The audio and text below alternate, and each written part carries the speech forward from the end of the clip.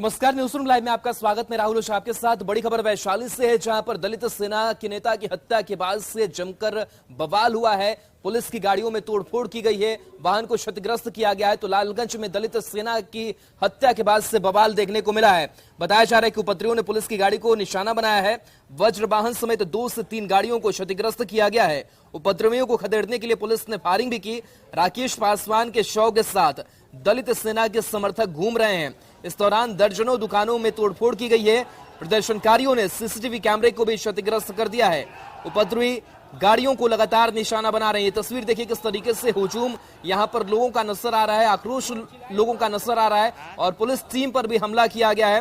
प्रदर्शनकारियों ने सीसीटीवी को क्षतिग्रस्त किया है और उपद्रवी लगातार गाड़ी को निशाना बनाते हुए नजर आ रहे हैं। तो हालात फिलहाल तनावपूर्ण नजर आ रहा है। पुलिस की टीम भी मौके पर मौजूद है, लेकिन पुलिस की टीम पर भी हमला हुआ है। ऐसे में लगातार पुलिस की टीम वहां पर गश्त कर रही है, लेकिन हालात नियंत्रण में नजर यहां पर नहीं आ रहे हैं। देखिए किस तरीके से वहां पर सामानों की तोड़फोड़ की जा रही है और इस हत्या के विरोध में सड़कों पर उतरे हुए लोग नजर आ रहे हैं। तो लालगंज की तस्वीर है।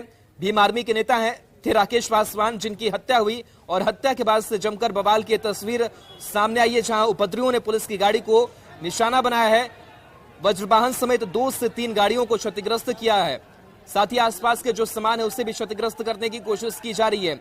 और सबसे बड़ी बात की शव को साथ में लेकर के दलित सेना के समर्थक लगातार घूम रहे हैं। तो हत्या के बाद से बवाल है। देखिए 2 तस्वीरें आपको दिखा रहे हैं। दलित नेता राकेश पासवान की हत्या के बाद से बवाल जो है वो देखने को मिल रहा है। देखिए कैसे तोड़फोड़ लगातार की जा रही है और लोगों का हुजूम यहां पर जुटा हुआ है। लगातार प्रशासन से कार्रवाई की मांग की जा रही है। लोगों का गुस्सा शांत होने का नाम नहीं ले रहा है। लगातार हत्यारों की गिरफ्तारी की बात को लेकर के लगातार इनका विरोध प्रदर्शन देखने को मिल रहा है। तो हाजीपुर के लालगंज की तस्वीर देखिए कैसे हालात तनावपूर्ण बने हुए हैं। हालांकि पुलिस की टीम लगातार हालात को कंट्रोल करने की कोशिश में जुटी हुई है। तो किस तरीके से इस पूरी वारदात को अंजाम दिया गया है वो भी हम आपको बता रहे हैं। अपराधियों ने दलित नेता राकेश पासवान की गोली मारकर हत्या कर दी। घटना लालगंज थाना क्षेत्र के पंचदमिया गांव की है। बताया जा रहा है कि राकेश पासवान शाम में अपने घर के दरवाजे पर बैठे थे, तभी 2 बाइक पर सवार 4 अपराधी पहुंचे। एक अपराधी ने राकेश को पैर छूकर प्रणाम किया, दूसरे अपराधी ने अंधाधुंध फायरिंग शुरू कर दी। आनंद फानन में राकेश को अस्पताल ले जाया गया, लेकिन डॉक्टरों ने वहां पर मृत घोषित कर दिया था। राकेश पासवान की बात करें तो भीम आर्मी का सक्रिय नेता वो थे और जिला स्तर पर उनकी पहचान दलित नेता के तौर पर थी। फिलहाल घटना के बाद से इलाके में तनाव की स्थिति लगातार देखने को मिल रही है।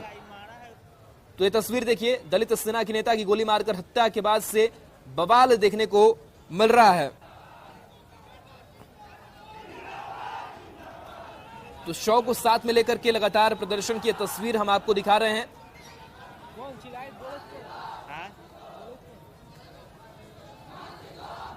और प्रफुल्ल हमारे साथ फोन लाइन पर हैं। प्रफुल्ल, हत्या के बाद से जमकर बवाल देखने को मिल रहा है। जो तस्वीरें हम देख पा रहे हैं किस तरीके से लोगों का भारी हुजूम यहां पर जुटा हुआ है। फिलहाल स्थिति वहां किस तरीके की नजर आ रही राकेश पासवान की हत्या के बाद से?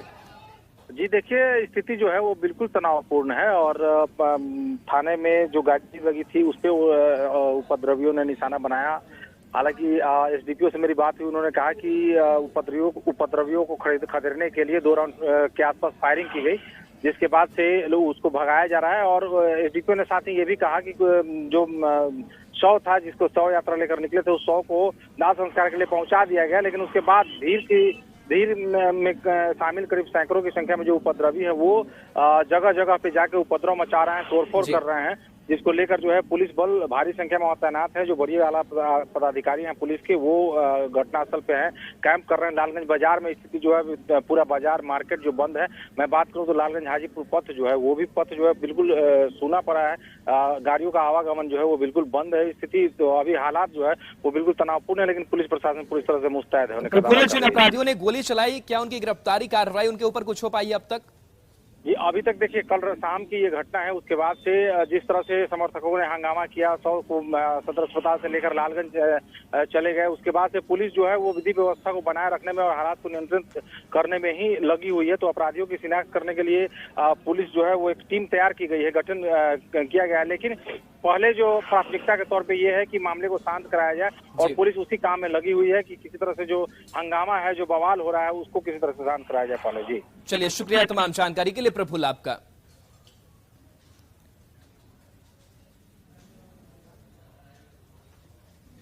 तो हत्या के बाद से बवाल मचा हुआ है, लेकिन इस हत्या के बाद से अब सियासी प्रतिक्रिया भी सामने आ रही है। चिराग पासवान ने अपनी प्रतिक्रिया दी है और उन्होंने कहा है कि प्रदेश में आए दिन हत्याएं हो रही है, लेकिन प्रशासन आंखें मूंद कर बैठा है। आक्रोश तो है ही ना लोगों में। हम बार बार इस बात को कहते हैं कि कोई कितनी हत्याओं का इंतजार करेगा। मुख्यमंत्री नीतीश कुमार जी जलते हुए बिहार को छोड़कर अपने प्रधानमंत्री बनने के सपने को पूरा करने के लिए दरवाजे दरवाजे जा रहे हैं। और यकीनन उसमें जिस तरीके से राकेश की भी हत्या वहां पे की गई है, दरवाजे पर आकर गोली सामने से मार देना, ये अपने में दर्शाता है कि अपराधियों के मन से भय, खौफ पूरी तरीके से निकल चुका है। और उसका कारण भी है भैया, शासन प्रशासन का संरक्षण इन लोगों को मिलता है, अपराधियों को नहीं। तो संभव है दिन दहाड़े इस तरीके से खुलेआम घटनाओं को अंजाम दे देना। और कितने लोगों की गिरफ्तारी हुई है भाई। हम कहीं ना कहीं उत्तर प्रदेश की सरकार, उत्तर प्रदेश के मुख्यमंत्री से सीखने की सुझाव देंगे मुख्यमंत्री नीतीश कुमार जी को। जरूरी है उनसे सीखें। और चलिए, इस बीच मधुबनी से बड़ी खबर है, जहां पर एसएसबी और नारकोटिक्स विभाग की बड़ी कार्रवाई सामने आई है। बताया जा रहा है कि 24 लाख का ब्राउन शुगर यहां से पकड़ा गया है। भारी मात्रा में प्रतिबंधित कफ सिरप भी जब्त किया गया है। साथ ही नींद की गोली समेत नशीला पदार्थ टीम ने बरामद किया है। करीब 2 लाख नेपाली मुद्रा भी बरामद किया गया है। 3 युवक को इस मामले में गिरफ्तार किया गया है। बताया जा रहा है कि गुरुवार को जयनगर में भारत नेपाल की सीमा पर एसएसबी और नारकोटिक्स विभाग ने संयुक्त रूप से छापेमारी की और बेतनौर गांव से करीब 24 लाख का ब्राउन शुगर जब्त किया। साथ ही कोडेन युक्त कफ सिरप, नींद की गोली समेत अन्य नशे के रूप में प्रयोग होने वाली दवाओं को बरामद किया है। साथ ही 3 लोगों को पुलिस ने गिरफ्तार किया है।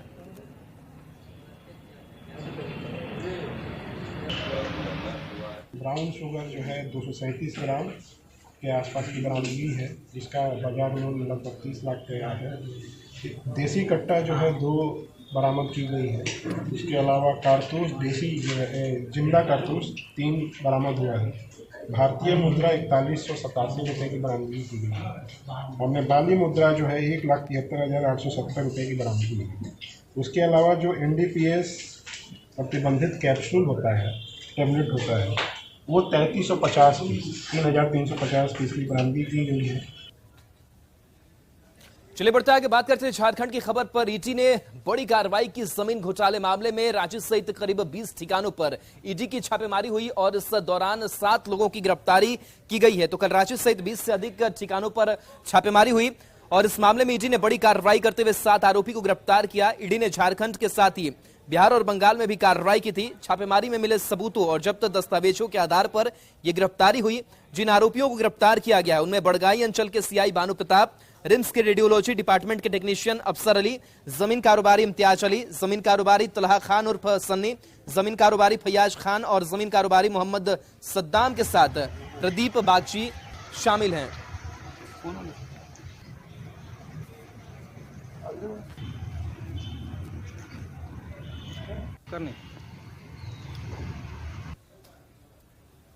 तो झारखंड में ईडी की दबिश लगातार जारी है और इस मामले में कई ठिकानों पर लगातार कई जगह पर कार्रवाइयां होती रही और कई जगहों पर लगातार छापेमारी की जाती रही और इससे में कई बड़े लोगों के भी जो नाम है वो सामने आया है। तो आइए इसके साथ बड़गाई सीओ सीआई पर भी छापेमारी की गई और आईएएस अधिकारी छविरंजन से लेकर बड़गाई के सीओ और सीआई इस जांच के केंद्र बिंदु में रहे हैं। जमीन की खरीद बिक्री से जुड़े महत्वपूर्ण दस्तावेज ईडी अधिकारियों के हाथ लगे हैं। इस जांच के बाद अधिकारी वर्ग में खलबली है। ईडी की जांच की जानकारी दे रहे हैं रांची से न्यूज 18 संवाददाता अविनाश कुमार। झारखंड में सरकारी बाबुओं पर ईडी का शिकंजा कसता ही जा रहा है। पिछले कुछ महीनों से बात करें तो झारखंड में लगातार चाहे वो आईएएस अधिकारी हों, अंचल के अधिकारी हों, बड़े ऐसे अधिकारी हों जिनकी संलिप्तता कहीं ना कहीं मनी लॉन्ड्रिंग से है। लगातार ईडी की जांच चल रही है। गुरुवार को भी आईएएस अधिकारी छवि रंजन से लेकर बड़गाई के सीईओ और सीआई की अगर हम बात कर लें तो जिस तरह से ईडी ने पूछताछ की है और जो कागजात हाथ लगे हैं उससे ये स्पष्ट है कि किस तरह से झारखंड में जमीन की रजिस्ट्री और जमीन के खेल में ऐसे अधिकारियों की कितनी बड़ी भूमिका रही है। जो सीआई है बड़गाई के, उनके घर से जो जमीन के डीड मिले हैं, जमीन के जो कागजात मिले हैं और जितनी संख्या में मिले हैं वो इस बात का प्रमाण है कि किस तरह से गलत कागजात के आधार पर जमीन की खरीद बिक्री होती रही। और इन सारी चीजों में जो डीसी की भूमिका होती है, जिस तरह से जो डीसी के नोटिंग्स रहे हैं उसके आधार पर जो आईएएस अधिकारी और पूर्व के रांची के डीसी छवि रंजन की बात करें, उनकी संलिप्तता को लेकर जांच की जा रही है। कई ऐसे दस्तावेज हाथ लगे हैं जिससे ये साबित होता है कि चाहे वो सेना की जमीन की बात कर लें, लोगों की जमीन की बात कर लें, उसके खेल के लिए जो कोलकाता से कागजों का जो खेल हुआ है, जो फर्जी तरीके से जो कागजात बनाए गए हैं, उसके आधार पर एक बड़े मनी लॉन्ड्रिंग का जो है कहीं ना कहीं बात सामने आती है। इसके अलावा भी जो हास्यास्पद बात यह भी है कि पहले से ही जो सूत्र बताते हैं कि छवि रंजन को इस बात का कहीं ना कहीं कुछ शक था कि उनसे ईडी जांच कर सकती है। तो जो अंदर खाने से खबर आई कि पहले से ही वो मॉक ड्रिल भी कर रहे थे। जो सवाल आएंगे उनके सामने, जो जिस तरह के सवाल उनसे पूछे जाएंगे उसका जवाब कैसे देना है, तो ये सारी चीजें इस बात की ओर भी प्रमाणित करती हैं कि हाल के कुछ महीनों में झारखंड में जिस तरह से सरकारी अधिकारियों पर शिकंजा कसा है और कई ऐसे अधिकारी हैं जो इस वक्त ईडी के रडार पर हैं और आने वाले कुछ दिनों की बात करें, कुछ महीनों की बात करें तो ऐसे अधिकारियों के घर तक, उनके दफ्तर तक ईडी के अधिकारी पहुंचेंगे। न्यूज़ 18 के लिए अविनाश कुमार, रांची। शहर शहर पिट रही पुलिस, गली चौक चौराहों पर पिट रही पुलिस। आफत में पुलिस कर्मियों की जान बचाकर भाग रहे जवान। बार बार क्यों पिट जाती है पुलिस? माफिया के आगे बेदम पुलिस, खाकी से अपराधियों का खौफ खत्म।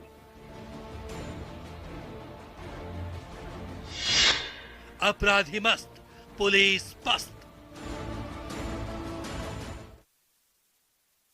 और खबर दरभंगा से, जहां पुलिस के साथ मारपीट की घटना सामने आई है। पुलिस की गाड़ी को क्षतिग्रस्त किया गया और साथ ही उन पर हमला बोल दिया गया। दरअसल जो पूरा मामला है, बताया जा रहा है कि एक सड़क हादसा हुआ था जिसमें मौत हुई थी और मौत के बाद से स्थिति तनावपूर्ण हुई थी, जिसके बाद से पुलिस प्रशासन के लोग पहुंचे हुए थे ताकि हालात को सामान्य किया जा सके। लेकिन इस दौरान पुलिस की जान पर ही बनाई। बताया जा रहा है कि विश्वविद्यालय थाना क्षेत्र के गगवा गुमटी के पास लोगों ने पुलिस की गाड़ी पर हमला कर दिया। पुलिस की कार के शीशे तोड़ दिए गए और गाड़ी को क्षतिग्रस्त कर दिया गया।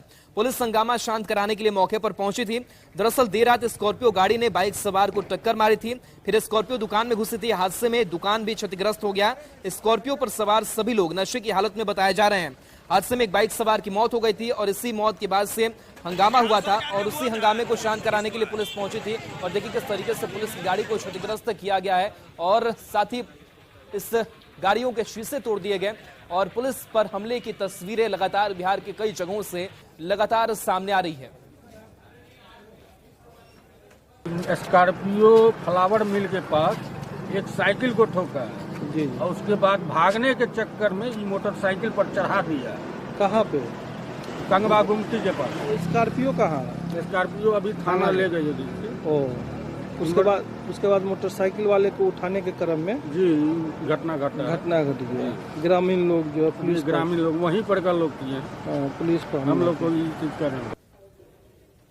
वही खबर जमुई से है, जहां पर शराब माफिया के ठिकाने पर छापेमारी करने गई पुलिस टीम पर हमला कर दिया गया और इस हमले में बताया जा रहा है कि थानाध्यक्ष घायल हो गए और पुलिस की टीम ने हालांकि एक की गिरफ्तारी जरूर की, लेकिन लगातार सवाल खड़े हो रहे हैं कि आखिर जो बिहार पुलिस से कई जगहों पर पिट कैसे रही है। हमले में गृही थानाध्यक्ष रविंद्र कुमार घायल हो गए। पुलिस ने छापेमारी के दौरान एक शराब तस्कर को गिरफ्तार किया। मौके से 45 बोतल विदेशी शराब बरामद हुआ है। थानाध्यक्ष ने तस्कर को पीछा करने के दौरान वो गड्ढे में जा गिरे।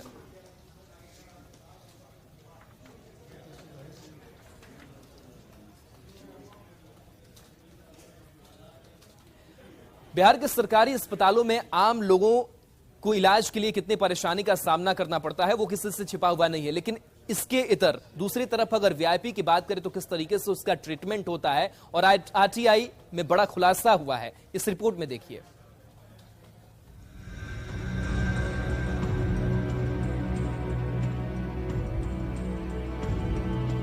बिहार में जहां सरकारी अस्पतालों में आम लोगों को सही तरीके से इलाज मैसर नहीं हो पाता है, वहीं मंत्रियों और नेताओं पर स्वास्थ्य विभाग मेहरबान है। राज्य के मंत्रियों और उनके परिवार के इलाज पर हर वर्ष लाखों रुपए खर्च कर दिए जाते हैं। इस बात का खुलासा एक आरटीआई के जरिए हुआ है। दरअसल आरटीआई कार्यकर्ता शिव प्रसाद राय ने जब आरटीआई के तहत बिहार के मंत्रियों और उनके परिजनों पर होने वाले खर्च की जानकारी मांगी, तब मंत्रिमंडल सचिवालय विभाग ने वित्तीय वर्ष 2020-21 का जो ब्यौरा दिया वह चौंकाने वाला है। रमेश ऋषभदेव वर्ष 2020-21 में इलाज के नाम पर 2,65,829 रुपए खर्च किए। कपिल देव कामत ने 2,05,019 रुपए खर्च किए। प्रेम कुमार ने वर्ष 2020-21 में 6,919 रुपए खर्च किए। विनोद नारायण झा ने 1,06,776 रुपए खर्च किए। मंगल पांडे ने 21,079 रुपए खर्च किए। खुर्शीद उर्फ फिरोज अहमद ने 2,61,600 रुपए खर्च किए।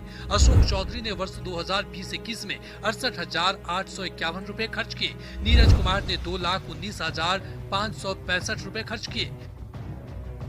इस तरह वर्ष 2020-21 में माननीयों पर स्वास्थ्य विभाग ने कुल 28,61,163 रुपए खर्च कर दिए। विभाग से मिली जानकारी के बाद आरटीआई कार्यकर्ता शिव प्रसाद राय खफा हैं। उनका कहना है कि जिस बिहार में लोगों को मरने के बाद कफन तक नसीब नहीं होता, वहां माननीय और उनके परिजनों पर इतने खर्च क्यों किए जा रहे हैं। राज्य स्तरीय मेडिकल कॉलेज हॉस्पिटल है, वहां उनका वीआईपी ट्रीटमेंट होता है, निःशुल्क उनकी चिकित्सा होती है। फिर 20 लाख रुपये, 25 लाख रुपये, 30 लाख रुपये प्रति वर्ष, एक वर्ष नहीं, वो लगातार जो है, वो चिन्हित मंत्री हैं जो इन्फॉर्मेशन में, वो 3-3, 4-4 वर्ष लगातार जो है 15-15, 20-20 लाख का दवा उठाए हैं। एक मेडिकल स्टोर जो है 5 लाख में दवा की दुकान खुल जाएगी।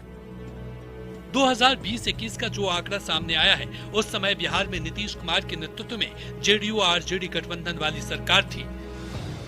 मंत्रियों को सुविधाएं मिलती हैं, जो भी कैबिनेट के सदस्य होते हैं, अगर उनको कुछ स्वास्थ्य सुविधाएं चाहिए तो उसका जो व्यय है वो सरकार की तरफ से होता है। इसका विस्तृत एक प्रावधान है। बहुत विस्तृत जानकारी तो अभी मेरे पास उपलब्ध नहीं है, लेकिन जो भी चीजें हैं वो पब्लिक डोमेन में है और नियमों के अनुसार है। कहीं नियमों का उल्लंघन होता है तब कोई बात बनती है। स्वास्थ्य के लिए कोई बड़ा चीज नहीं है। देखिए, इस पर टिप्पणी करना, देखिए जिसको अधिकार सरकार ने दिया है, चाहे स्वास्थ्य कर्मचारी हो चाहे वो नेता हो, इलाज का सभी को अधिकार है।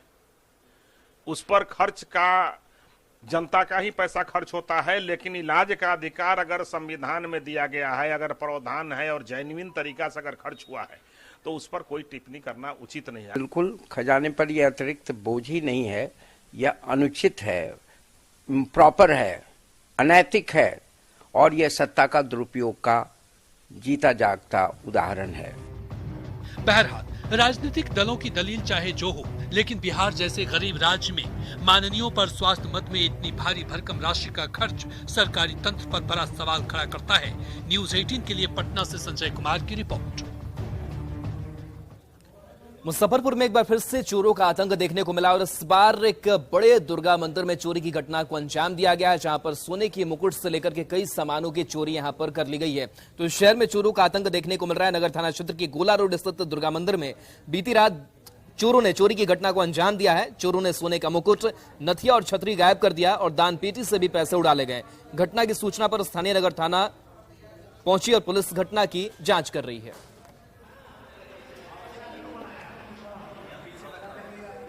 नथिया था, मुटुक था, आयती था, छतरी था। अब 10 बजे मंदिर धोआया है, धोआने के बाद में सब कुछ था है। और उसके बाद 4 बजे आते हैं तो देखते हैं जे दोनों गायब है। और चलिए बढ़ते आगे। अब बिहार में स्नातक कोर्स 3 साल की बजाय 4 साल का होगा। बकायदा इसको लेकर के राजभवन में एक उच्च स्तरीय बैठक की गई, जिसमें यह फैसला लिया गया है कि 4 वर्षों का अब स्नातक का कोर्स होगा। सत्र 2023 से 2027 से 4 साल के स्नातक कोर्स का प्रारंभ होगा। कोर्स की संरचना और पहले साल के लिए विस्तृत पाठ्यक्रम करने के लिए कमेटी गठित होगी।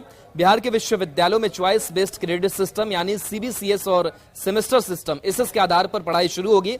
विश्वविद्यालयों में नामांकन के लिए सेंट्रलाइज्ड एडमिशन सिस्टम लागू होगा और इस सत्र से विश्वविद्यालय स्तर पर नामांकन किया जाएगा। इसके लिए टाइमलाइन का निर्धारण राजभवन करेगा।